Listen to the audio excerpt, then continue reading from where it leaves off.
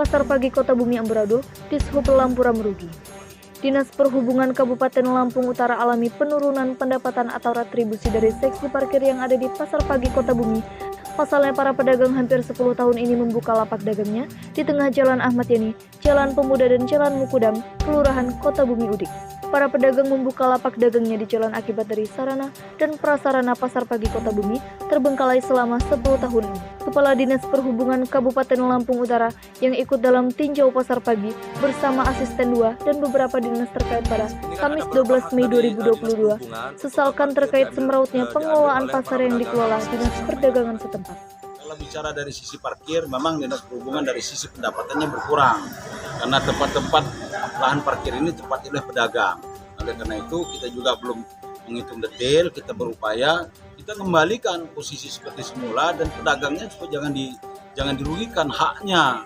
Kita harus tempatkan juga lahan. Nah, ini perlu kerjasama dengan sektor-sektor yang lain. Nah, pedagang-pedagang ini dikembalikan di mana posisinya? Apakah memang di atas khusus untuk pedagang kain, yang di bawah pedagang-pedagang daging atau ikan dan sebagainya, sehingga dia tertata gitu. Kalau sekarang kita lihat amburadul. Nah, kalau posisi melihat sekarang ini, masyarakat sebagai pedagang, sebagai pembeli nggak mau masuk ke dalam.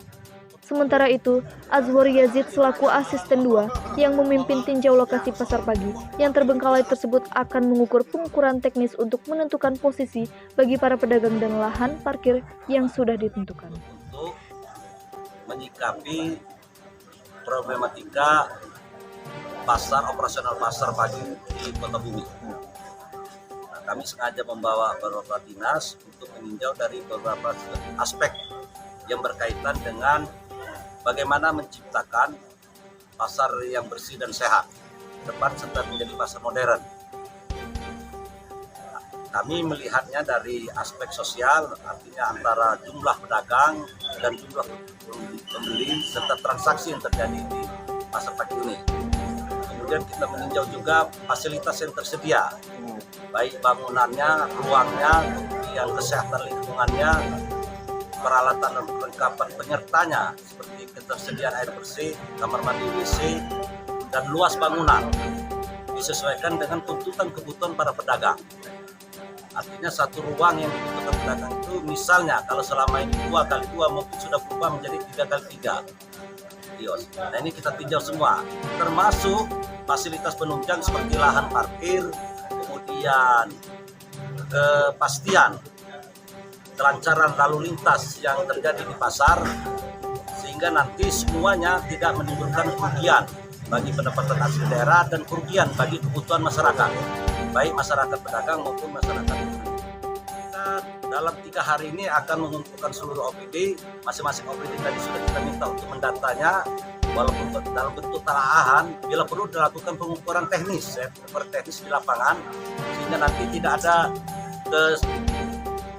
kesenjangan antara data dan fakta.